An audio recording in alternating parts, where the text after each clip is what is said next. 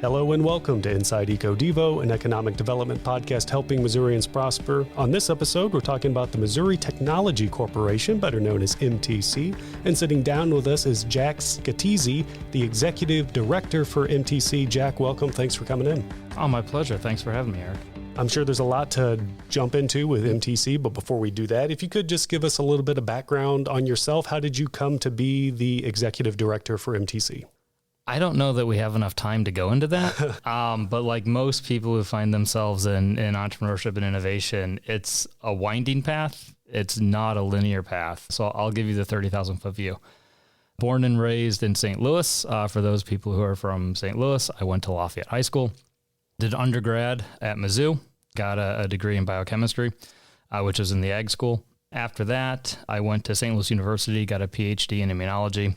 Then after that, I moved out to California, specifically San Diego. Spent about a decade in San Diego where I just collected a very random assortment of experiences ranging from, I moved out there to be a postdoc. So I was doing academic science. I was doing bench research, first at UCSD and then at the Scripps Research Institute. From there, I transitioned over to kind of getting into the commercialization of science. Did some work, mostly as an intern with the Scripps Tech Transfer Office.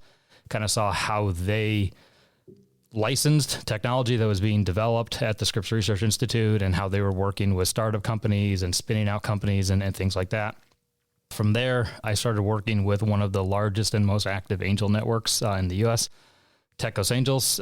Worked with them for about probably a year and a half on a voluntary basis. And then they offered me a full-time job to kind of run their entire back end, which was everything from being out in the community to, identifying entrepreneurs and deals that they would like to look at, to recruiting those into the pipeline, overseeing kind of the pipeline, and then kind of doing a lot of the due diligence and some of the post investment work as well. So while I was with Techos Angels for that probably 3-year period, they were averaging, or Techos Angels San Diego, they were averaging, I think it was $12 million worth of investments in about 30 different companies.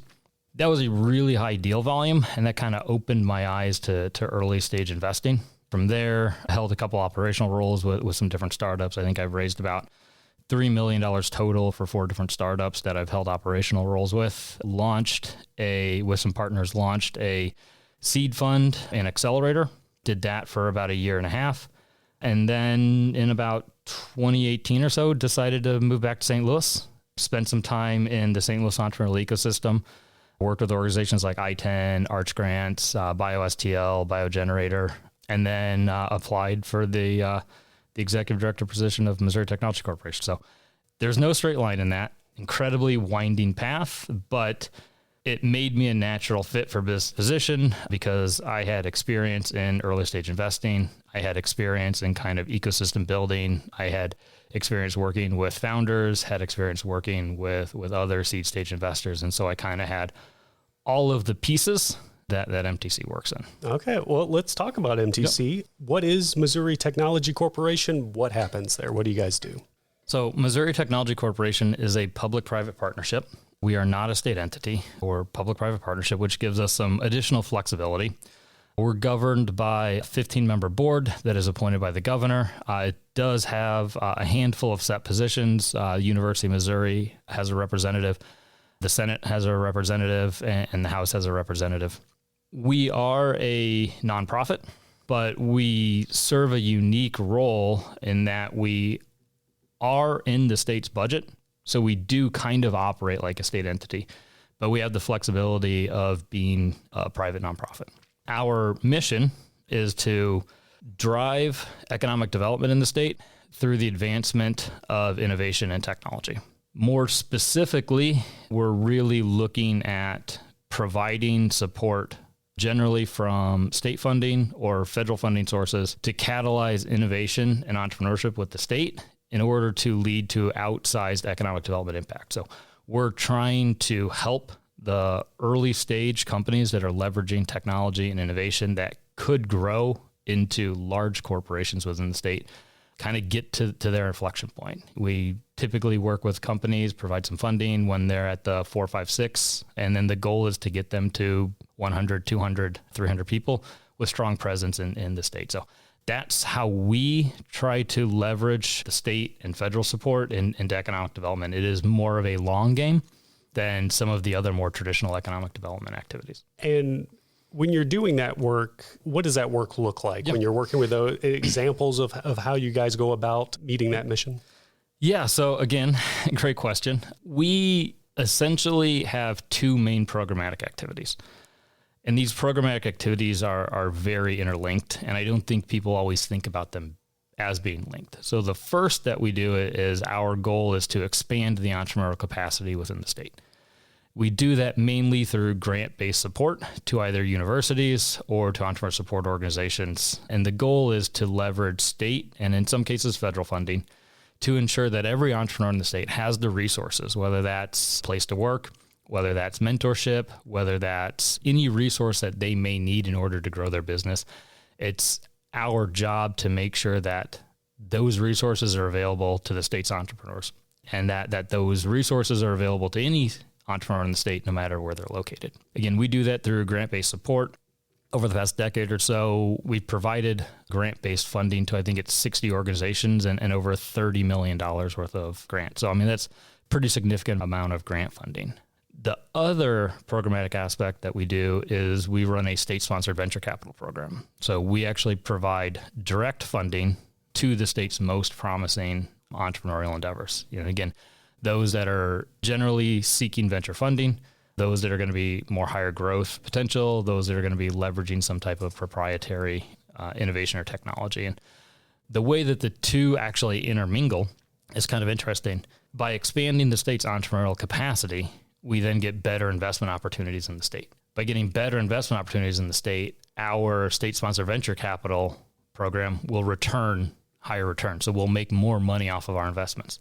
The money that we make off of our investments can then get recycled back into driving the expansion of entrepreneurial ecosystem support. So we have in our PowerPoint slides, we have a kind of a cool like two boxes with arrows and showing that the more time we spend expanding entrepreneurial capacity, the better the investment opportunities we get. The better the investment opportunities we get, the more money we can eventually put back into expanding entrepreneurial eco. Do you guys have or keep data on the kind of economic impact of all that you were just explaining there?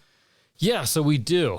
It's easier to track the economic development impact on our state-sponsored venture capital program. So for that, since about 2011, we've invested, I think it's nearly $47 million into over 145 Missouri-based companies. And those companies have gone on to raise $1.3 billion in additional private capital. And I believe when I last looked for fiscal 22, those companies had created or were responsible for nearly 1,000 jobs and had created nearly, I think it's about 200 to 300 new jobs just in fiscal 22. And when you start looking at that portfolio over about a 3-year process, they're responsible for, probably 3,000 jobs and creation of nearly 1,000 new jobs. So a lot easier to measure economic development impact on the state-sponsored venture capital side because there's 145 companies. We can clearly figure out how many jobs they have, what their wages are, what their revenues are, what their taxes paid to the state are. Little harder on our grant side because by design, we provide funding to a lot of different types of organizations and that those organizations are doing different types of programs which have different economic development impacts. So it's a little harder to come up with the clean numbers of exactly how many companies, have been worked with or exactly what support has gone to it. Because a lot of times we're providing support to, say, Missouri Innovation Center in Columbia. We're actually providing state support for that physical infrastructure. Well, that physical infrastructure probably houses 20 to 30 entrepreneurs in it that are running, multiple companies. Some of them need wet lab space. Some of them need, more flexible office space. So it's harder to identify what is the economic development impact of the state ensuring a facility like Missouri Innovation Center is running at full capacity to a region like Central Missouri. Gotcha. Okay. And then people who use these programs and your guys' services, since you guys are similar to Missouri Partnership, which is kind of an arm, so to speak, of DED, they're, public, private, very similar to you guys. they're actively, seeking out projects with companies and stuff. Are you guys actively approaching individuals or businesses, or are they coming to you? We don't do as much direct recruitment as Missouri Partnership does.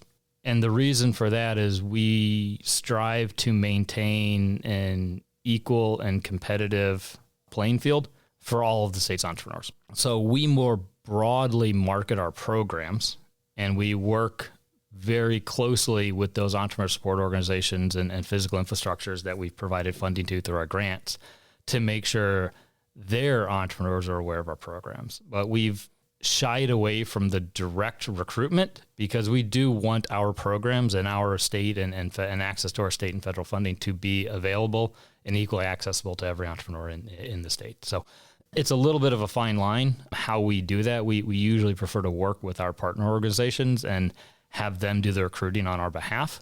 It also allows us to kind of go into some deeper training and deeper understanding with our partner organizations so that they can then look through their roster and identify who's probably the best fit. I don't know whether that answered your question. No, it answers it perfectly. And it kind of leads me to my next question, talking about the partners, since DED and MTC are partners.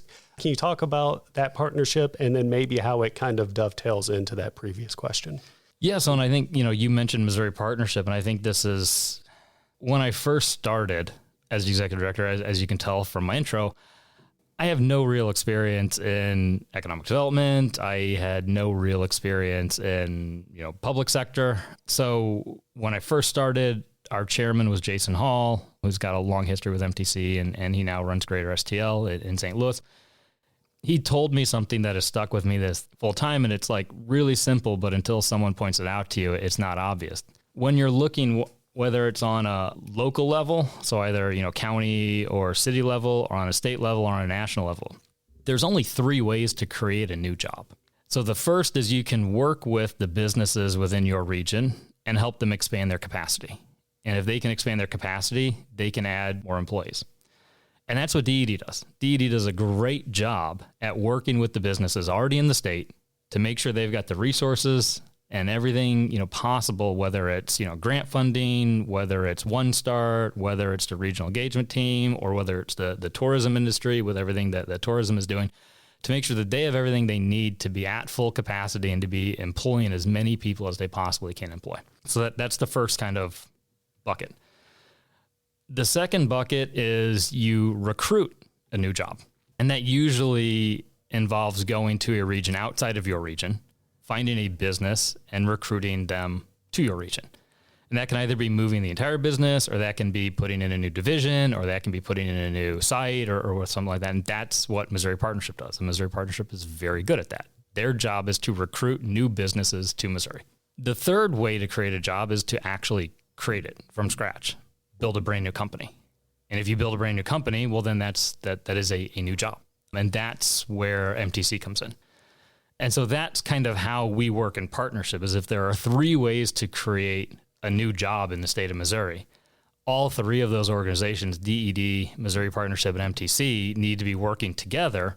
And we're not competing in any way, shape, or form, because we're all going after job creation in a very different way. But it also allows us to kind of blend what we're doing together. MTC focuses more specifically on, working with high growth potential companies, those that could, in a 3 to 5 year period, go from 4 or 5, 6 employees to 30, 40, 50, 100 employees. And that's kind of where we're focused on. It then leaves a little bit of a gap. And this is where we do a lot more work with DED on, well, what do we do for, Main Street entrepreneurship? And a lot of the grant-based support that we give is for general entrepreneurship within a region. And, we take a rising tide lifts all boats approach. So if we can shore up general entrepreneurship in a region, well, then that's going to be beneficial to the high growth potential entrepreneurs in that region. And then as they float up, we can identify them and we can provide them additional financial support through our state-sponsored venture capital. So. And to kind of dive a little bit deeper into that, with that work that you're doing with DED, I'd imagine you're working closely with the regional engagement team because they're, in those regions. So if you could talk a little bit about that and maybe some of the other various teams within DED and how that work looks. Yeah. So, at the top, the director of economic development actually sits on our board. That's one of the named positions. So Maggie has a position on our board. So just through that, we have strong engagement with DED. DED leadership sits on our board. DED leadership helps make strategic decisions. We also work very closely with Shad Berner and the Federal Initiatives team because through ARPA funding, we've been given $95 million of federal capital to deploy through the state small business credit initiative. So we work very closely with Shad and his team on being able to deploy that capital. On the regional engagement team side, it's a lot of just information flow back and forth. So when we launch new programs or as we've got a new application cycle open, it's a lot of communicating that to the regional engagement team to make sure that then flows down throughout the entire state. They're the people who have the best understanding of what is going on in their region, who needs help, and who qualifies for different programs. So we look to them to kind of be kind of our boots on the street, along with our grant partners to say, all right, well, in my Rolodex, I know these 3 or 4 entrepreneurs. I want to make sure they're aware of this. Or, we do have a new entrepreneur support organization that just opened in our region. I need to make sure they're aware of this grant program. Or, hey, we just launched a physical infrastructure grant. So we're looking to them to identify who has physical infrastructures that maybe aren't on our radar, that we haven't been providing funding to in the past, and make sure they're getting into our funnel. So that's how we use the regional engagement team. And then same thing is when they're out and they identify someone that says, hey, I'm looking to raise venture capital. They say, well, do you realize the state has a venture capital arm? If not, can we introduce you to Missouri Technology Corporation? So out of all that, you quoted some fiscal year 2022 numbers, but is there any specific success stories that really puts into perspective the work that MTC has done?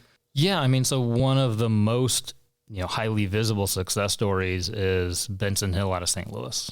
So as the story goes, about 10 years ago, the founders and early management team of Benson Hill was trying to decide whether to create the company headquarters in St. Louis or in North Carolina. The CEO was from North Carolina, but the technology was from St. Louis, more specifically from the Danforth Center.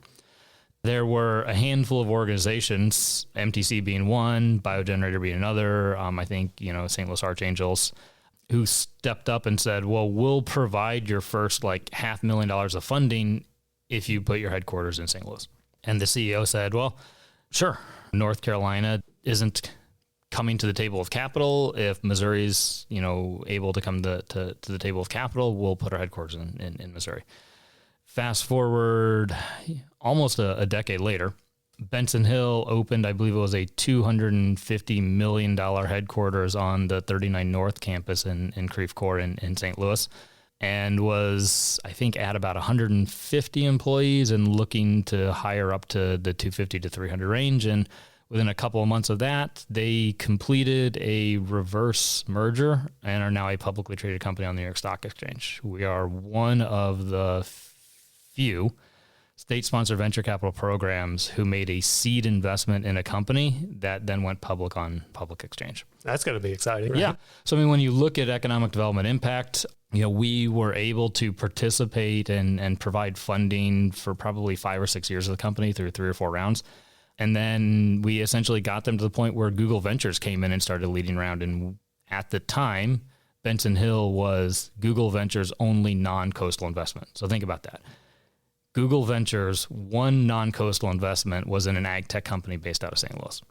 That brought a lot of interest to St. Louis, to the ag tech scene that was being built up in St. Louis. We were able to continue providing financial support to the company until it got to the point where we essentially handed over to professional investors. As those professional investors came in, we were able to sell off a portion of our assets. And actually, before the company went public, we had actually returned all of the state's capital back. And now we hold publicly traded stock that we could liquidate whenever we need capital to do another project. That kind of big project there, big success, obviously, there has to start the ball rolling down the hill where just more, like you said, there's more interest in that sector of St. Louis because that work was being done. So can you talk about, how do you guys, take that success and think, okay, now we're going to, almost like you're jumping up a couple of rungs on the playing field, so to speak. Yeah, so if you look at, St. Louis has been building out biotech and ag tech for 20 plus years. And organizations like BioSTL and Biogenerator and Danforth Center and, WashU have all been critical in kind of building that. And the interesting thing is, so Danforth Center built its facility in Creve Coeur, and then the area around it was kind of known as 39 North, and other ag techs kind of flocked to that area. And including in that were a number of MTC portfolio companies, and that, by the way, is right across the street from Bayer, which used to be Monsanto. So you've got the Bayer headquarters across the street, you've got Danforth Center, and then you've got now the Benson Hill building, I think Covercress, which was another MTC portfolio company that just went through an acquisition recently. You've now built this critical mass, and actually St. Louis has more PhDs in agriculture than per capita than anywhere else. And so now the question starts to become like, what can you do with that? And we're seeing a bunch of really amazing ag tech companies come up, Solus Agrosciences, Impetus Ag Tech, that MTC's then investing in. And again, we're getting in at the seed stage. We're being able to invest through these companies. These companies are then going on and raising large amounts of capital, but then they're repopulating in that area. And every time a company grows and repopulates in that area, it just builds more of a density. And I think it was just announced maybe 2 weeks ago, the 39 North District has formed its own nonprofit to actually focus on the generation of building a district. And how do they actually start to cohesively build this district? And how do they start to add things like coffee shops and co-working spaces and things to really make it an actual ag tech district as opposed to just a collection of buildings and ag tech tenants? So that's exciting. What's also exciting is the two companies that provided financial support and are taking leadership roles in it were Covercress and Benson Hill. So two early stage companies that MTC and others in the St. Louis risk capital scene funded for a number of years until they kind of blew up are now paying it back to the community to say, we really like the close-knit community we had, but let's build it. Let's really build this out. So that's kind of an interesting, historical stacking. I'm guessing it doesn't always work out that way. No. I mean, looking at our entire portfolio, I think it's 70% of the 145 companies are still operational, which is really incredible since the rates on venture capital are running in, the 20 to 30%. We are doing better at funding companies that are able to survive, but not all of them have delivered acquisitions. I mean, I will note, just to balance it out, we do make a number of investments in Kansas City. One of our other more successful from a return standpoint investments was Payit, which is government tech based out of Kansas City. They've been semi-acquired by private equity, and every time more capital comes in from the private equity firm, MTC gets a really nice return check. And again, that was another one where we were some of the first investors in that company. I was talking to the founder, or one of the founders, a couple of years ago, and he was like, yeah, MTC wrote a check when no one would write a check for us. And now I think, again, they're employing 200 plus people in Kansas City. They've got a huge presence in the Kansas City area. Those are our success stories, is when we can take these founders that have an idea and a dream and maybe have, a tech team and maybe have a sales team and see them grow into these large corporations who are then anchors in those innovation entrepreneurial communities. When you're talking about these companies coming together and forming, figuring out how they're going to form their own ag tech district, when that happens, when a quote unquote district of an industry is created, what is the benefit? And I'm sure it's probably an obvious question, but I do want to ask it. The benefit of establishing like, hey, this is the district of X. What does that do for the community and the spurring on of economic development? Yeah. So, I think there's two ways of answering that. And the first, I'll go back to just kind of a story from San Diego. When I was in San Diego and when I worked at UCSD and then when I worked at Scripps Research Institute, within walking distance, you had, I think it was 4 top 100 research institutes. You had UCSD, you had Scripps Research Institute, you had Sanford Burnham, you had the Salk Institute, and you had the Loyola Allergy Institute. And they were actually so close.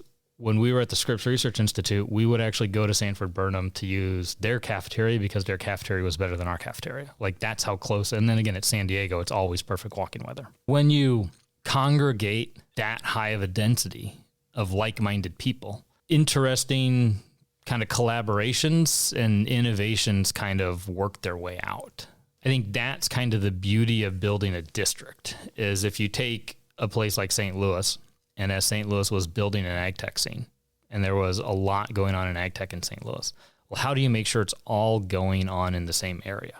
And then how do you make sure there's like one coffee shop that everyone is hanging out at? How do you make sure there's one meeting space where everyone's hanging out at? And how do you make sure that there's a spot when someone comes to meet with Benson Hill and then they're meeting with Covercresses in the afternoon, there's something for them to do for a couple of hours? Interesting story out of San Diego that kind of like cemented this concept of just like getting people together and interesting collisions happen. There was a venture capitalist well known in the area. It was also well known that any day that he was in San Diego, you could find him at the local coffee shop from about 8:30 to 10:30 in the morning. And he was willing to meet with anyone that walked in, didn't even need an appointment, just everyone. All you had to do was email his admin and say, hey, is he in town? And if he was in town, you could swing by. And if you just had a quick question, you could answer it. That was literally his like 2 hours, kind of go through emails and just meet with people. Well, he tells a story that he sits at this coffee shop pretty much every morning. And he realized there was someone else sitting at that coffee shop for pretty much every morning as well. And so then he started talking with him. Ends up it was a top scientist at Scripps. And to date, they've spun out at least 2 companies, and I think one went public. And that's literally just because you got 2 like-minded people, one representing risk capital, one representing the innovation side, sitting at the same coffee shop for a long enough amount of time that they finally just went up and introduced each other. So the potential for, these districts is that they're going to spin off other companies that are going to expand the industry that they're working in, but also bring in other businesses like a coffee shop or a restaurant or entertainment or what have you. It's like a hub of, obviously they're not making a district in the thought of, we're going to spur economic development in this community, but the offset positive thing of that is it happens. Yeah, and I'll add, what you end up seeing is it's not always the spinoff. It's that partnerships start to form, resources start to get shared. It's easier for people to find new jobs or move up or things like that if everyone's just kind of in an area and knows each other. I want to take a little bit of a step back because we've been talking about tech companies that you guys have been working with and tech sectors and all that. What kind of tech companies are you guys typically working with? Is there a set requirement for a company to hit? Is it always tech? Is there some kind of outsiders? What's the playing field on that? Great question. No straightforward answer, but welcome to venture capital innovation. There's never a straightforward answer. So what I'll say is the beauty of us being a state-sponsored venture capital firm as opposed to a more traditional venture capital firm where we have limited partners and we've told those limited partners who gave us money that we're then pooling together and investing that we're going to generate a financial return for you. One of our key metrics, and this doesn't mean that we're not interested in financial return for the state, is economic development. Because we're interested in delivering economic development, we don't have to be as return focused. So if we're not as return focused, we can actually have a broader investment thesis than some of the more traditional venture capital firms. So we don't have to be all software or biotech or ag tech driven. So we actually highlight and are proud of the fact that we're sector and industry agnostic. So if you look across our portfolio, we have everything from, we're in ZAF Energy and Acer Technologies, which is developing brand new battery technology, and they're based in Joplin. That is incredibly capital intensive, requires a lot of money, and venture capital kind of shies away from that. But state-sponsored venture capital is able to participate in it because of the ability for it to create jobs in an area like Joplin. We're in a company, Thermovant, out of Columbia. Again, I can't tell you what they do because it's highly top secret. They've got new technology that is used on satellites, and it's used to cool satellites. That's about as far as I know, and that's about as far as I can go. But last I checked, they had probably 50, 60, moving towards 100 highly paid engineers in Columbia, Missouri. And they were recruiting engineers from beyond just Mizzou's engineering school and MoS&T's engineering school. They were actually recruiting engineers nationally to come to Columbia. Again, very hardware specific, not really in the wheelhouse of a lot of venture capitalists, but huge economic development gain. A company that's growing that quickly, that's adding that many high paying jobs in a sector like, engineering, that's incredible for the state. We have biotech companies, we have ag tech companies, we've got, enterprise software companies, we've got consumer software companies, we have pretty much everything in our portfolio, and we're actually proud that our portfolio contains everything because that means we're doing our job of trying to drive as much economic development and supporting as many high growth entrepreneurs as possible within the state. So long answer is we're open to anyone that's high growth and is leveraging some type of proprietary technology or innovation. Okay, gotcha. Something I've asked a couple of different guests on here, and just because it's related to economic development, and it's the big talking point right now, is the CHIPS Act and then mega sites. Yep. Where do you guys fall in helping in those initiatives? So the answer is not directly. So mega sites, that's more traditional DED and Missouri partnership. We're working with the smaller company that at some point in time may need a nice site. The Benson Hills, the Cover Cresses, the Payetts, Thermavants, Staff Energies of the world, that when we invest in them, they're like a dozen people working out of an office building and in just a general commercial real estate area. And then at some point, they now need their own building. And when we're making our first investment, they're usually 3-4 years away from needing that. So I wouldn't say we're active in site selection or site management, but if we do our job properly, if we invest in enough companies, we should be producing a pipeline for the state of people that are moving from co-working or small office leases to the larger, full tenant TI build out type of spaces. On the CHIPS Act, MTC doesn't like to apply for federal funding, because we would just then be distributing that funding to the people who probably should have applied for it themselves. And so then that makes us a weird middleman, which makes us not really attractive to receive the funding. And then it's just better for the people or the organizations that want the CHIPS funding to work directly with the government on that. So we play more of a support role. We provide letters of support. We can use our grant funding to serve as matching funds. If anyone is using that CHIPS funding to develop new technologies and spin out companies, we can use our state-sponsored venture capital program to provide seed capital. So we play more of a support role in CHIPS. That being said, in the fiscal 23 budget, we were awarded $15 million for an advanced manufacturing grant program.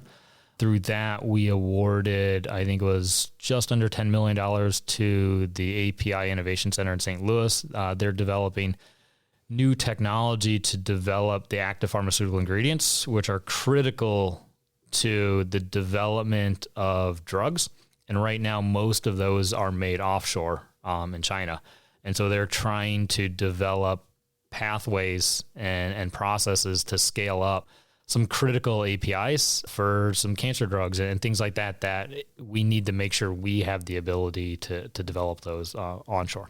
And then we also, I think, awarded about $5 million to Jordan Valley Innovation Center at Missouri State to build out their semiconductor node. And so they're doing a lot of work with flexible semiconductors, and they're developing kind of a node to help spur innovation within the semiconductor and flexible semiconductor space. Would it be safe to say, and correct me if I'm wrong here, MTC helping tech business of any kind get started, and then once they want to expand, it's like, okay, we got them started, regional engagement, help them expand?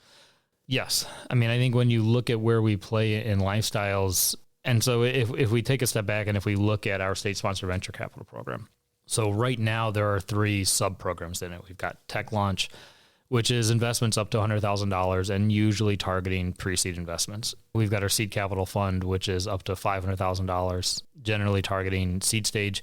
And then we've got our venture capital fund or program, which funds up to $2 million for later stage growth investments. So yes, if a company comes to us at the pre-seed stage where they've got the idea, they maybe have a minimally viable product, they've maybe done some piloting, some beta testing, they've got some people using it, we could invest up to $100,000 into say a $500,000 round, and so they would need to find another $300,000 to $400,000 of external private investors. And then the state actually uses that. We use that as the validation that this is an attractive investment opportunity. So if someone comes in, uses our Tech Launch $100,000 to get beyond MVP, to get into a commercial product, starts doing some scaling, and then needs to start to build a sales team, needs to start build out more on the tech side, we have our seed program, which is up to $500,000 investment. And those investments are generally in rounds that are from about $2 to $5 million. So I think, at about that point in time, the companies should be engaging with the regional engagement team. And a lot of times those are the introductions we're making. When they come to us and say, hey, your venture capital is great, but we need help hiring. Okay, well, have you heard of Missouri One Start?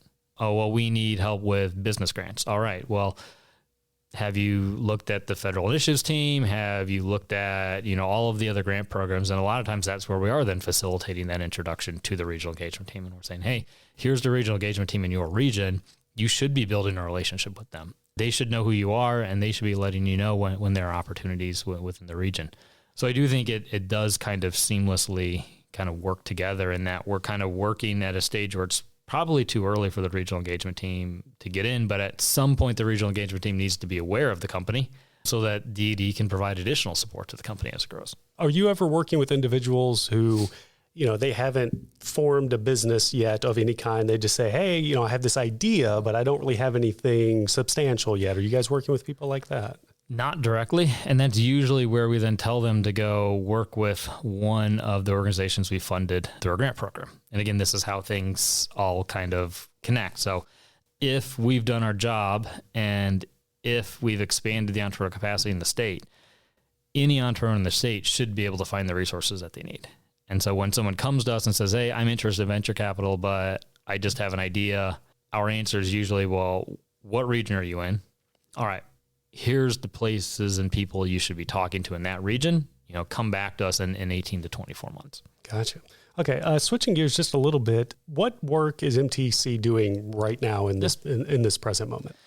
Yeah. So again, if we go back and we look at our two different programmatic activities, we've got expansion of entrepreneurial capacity, and that's our grant-based funding. And so annually, usually in the fall, we open up our MOBEC, which is, if I'm going to get the acronym right, it's Missouri Building Entrepreneurial Capacity grant program. Grants up to, I think it's $300,000 on a 2-year grant. And again, that's for universities or for nonprofit entrepreneur support organizations that are developing programs and resources to help entrepreneurs grow their businesses or form their businesses.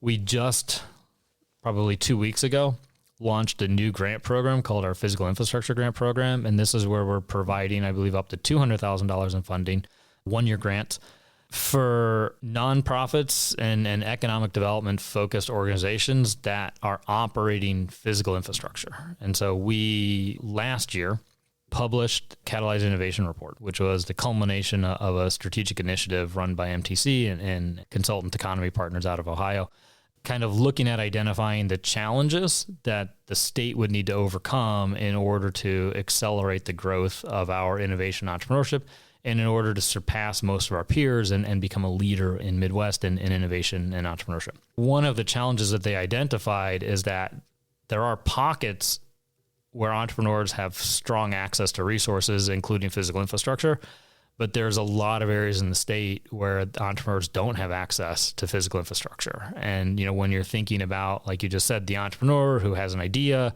hasn't really formed a company yet, they can't go get a commercial office. Those are like 3 to 5 year leases, requires, personal loan guarantees and things like that.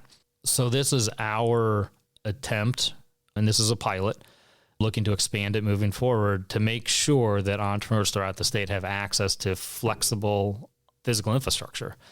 That could be anything from co-working space, that could just be access to high-speed internet, it could be, access to meeting rooms, it could be, private office space, but we want to make sure that there's an infrastructure throughout the state where any entrepreneur who has an idea that is tired of trying to build it out of their garage or out of their spare bedroom has access to the physical infrastructure required to grow their business. So that's one of our new programs. So those right now are our two main programs on the entrepreneurial capacity side. And then on the state-sponsored venture capital side, as I mentioned earlier, we've received $95 million from the federal government to provide financial support to small businesses.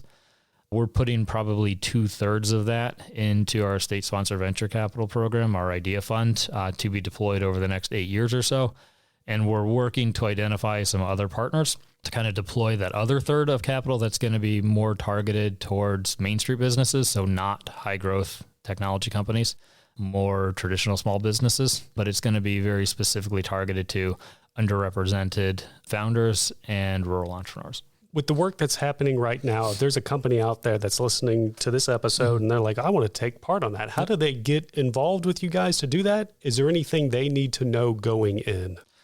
So everything is actually on our website, MissouriTechnology.com, I believe.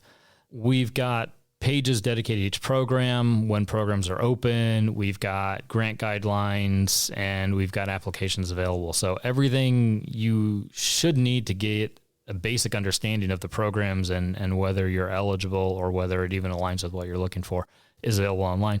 We also, for each program, have contact information for who you can reach out to get additional information. Just one more thing on that before we go to the next question. Is there like any kind of commonalities of mistakes or things that people do that you go, hey, if you just avoid this, we can get through this a little bit better? Anything, I guess, advice for people who are working with you guys, like, hey, just don't do this and you're probably going to be good?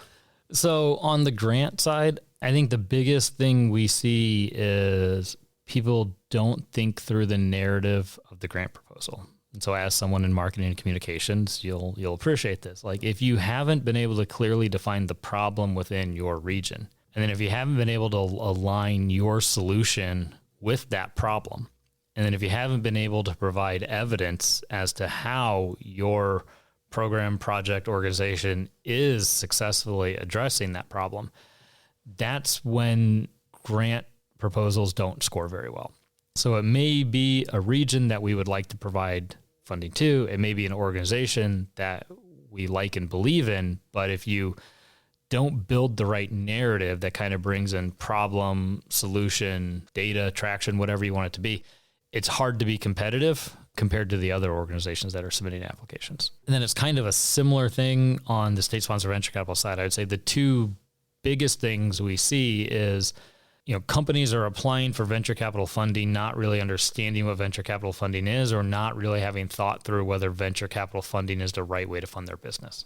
So probably in any cycle, a third of our applications, it's pretty clear when you look at it that these aren't venture capital ready companies, or that these are companies that probably aren't going to be attractive to venture capital. And so I would just say, and that goes back to, if you're looking at this program and you're not sure whether you're a high growth potential venture-backed company, like go talk to some of the entrepreneur support organizations in your region, and they should be able to help you think through, all right, are bank loans best for me to grow my business? Are business grants best? Is venture capital best? Because venture capital is not the best way to grow every business.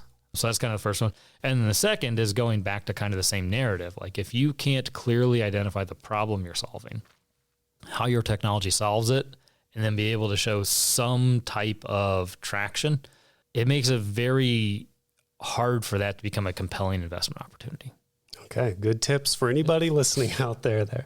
Okay, so we talked about work currently happening. What's on the horizon? What's the future of MTC look like? On the state-sponsored venture capital side, trying to deploy $95 million worth of federal capital, I mean, that's going to be a task. Identifying the right partners to deploy what's called CD capital, which is the programs that'll be more specifically targeted to underrepresented minorities and rural entrepreneurs in the state, making sure we've got the right blend of programs so that we are making this capital available to all the entrepreneurs in the state, but also just, ramping up our state-sponsored venture capital. That's our most forward-looking on kind of that side. Also probably looking at, we've got 3 sub-programs. Are those the right 3 sub-programs? Do we need to add more program? Just kind of taking a look at that holistically, like taking a step back, looking at what the market needs are. Do we have the right programs and sub-programs to actually be able to deploy capital throughout the state for the SSVCI program? On the grant side, like I mentioned, we released Catalyze Innovation last February. If anyone's interested in kind of understanding how MTC and the state are going to be looking at Catalyze Innovation, throughout the next 5 to 10 years, the executive summary is available on our website. But on the grant side, it's really going to be focused on, Teconomy Partners identified 5 strategies and 16 recommendations. And so it's, how do we start matching our resources, both capital, so state appropriations, and people, to start to address as many of those strategies and recommendations as possible. And so, the first one that we're rolling out is the Physical Infrastructure Grant Program. This summer, we're going to be hopefully launching a regional node planning grant program. So again, kind of in this, how do we start to connect all of our resources? We're wanting to work towards funding regional nodes. And the best way to define a regional node is, what is the front door in a region for an entrepreneur to walk through to get access to all of the resources in that region? And right now, not all of our regions have good front doors. So MTC is going to work to make sure we've got good front doors. That way, every entrepreneur in a region knows where they should be going, who they should be talking to get access to all of the resources. And those resources could be the DED Regional Engagement Team. They could be the entrepreneur support organizations we're providing. It could be the Chamber of Commerce. It could be other members of the entrepreneurial community that could serve as mentors. But then the beauty where MTC is really interested in going is, once we've established these regional nodes, how do we then connect these regional nodes? So then how do you have an entrepreneur in, say, Joplin that needs help or needs access to a program that is offered in Kansas City or St. Louis? And then how do we really start to make sure that any entrepreneur in the state has the infrastructure to get access to all of the support that MTC is funding throughout the state? So that's kind of where we're going on that. Also looking to kind of really build out some of our marketing and comms and make sure we're telling our story and make sure we're telling our success stories as well. Well, hopefully this episode helps in that vein of telling your success stories and the work you guys do.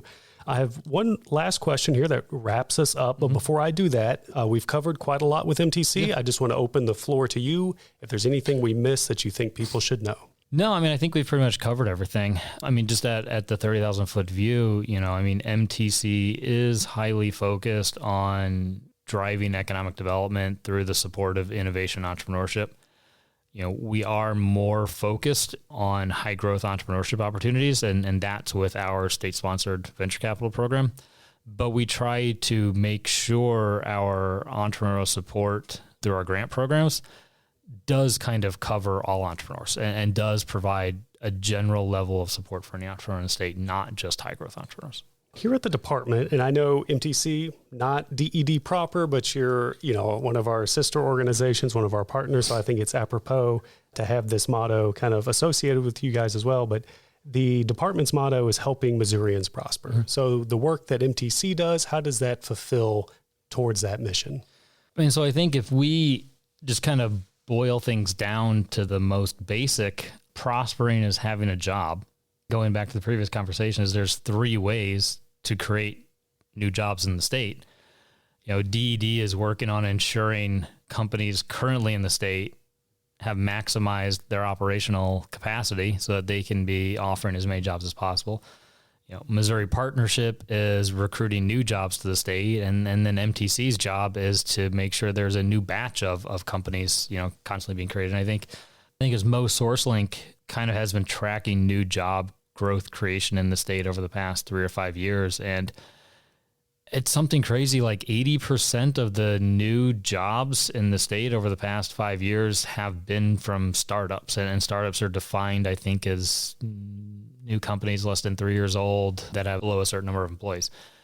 That doesn't mean that large companies aren't constantly hiring, but they're not necessarily creating new positions, or they're not necessarily growing. The growth in the new positions are actually coming from startups. And so that just kind of shows that like the work that MTC is doing is actually, it's a very important portion of that kind of pyramid of building jobs in the state. Yeah, absolutely. I think that's very well said. Jack, we've been going for quite a while here. Hopefully we covered a lot of good information that anybody listening will glean onto, and hopefully some companies benefit from it as well. I appreciate you taking the time. Sounds like you guys are very busy and will be very busy with all this stuff coming up. So thank you very much. Oh, my pleasure. Thanks for having me. Thank you for listening to this episode of Inside EcoDevo. We have great episodes coming your way every 2 weeks, so be sure to subscribe.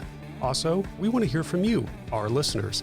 Tell us what economic development topics you want to hear more about. This helps us fulfill our motto of helping Missourians prosper by bringing content to our listeners that they want to hear. Leave a comment on an episode or send an email to ded.communications@ded.mo.gov, and stay tuned for more Inside EcoDevo.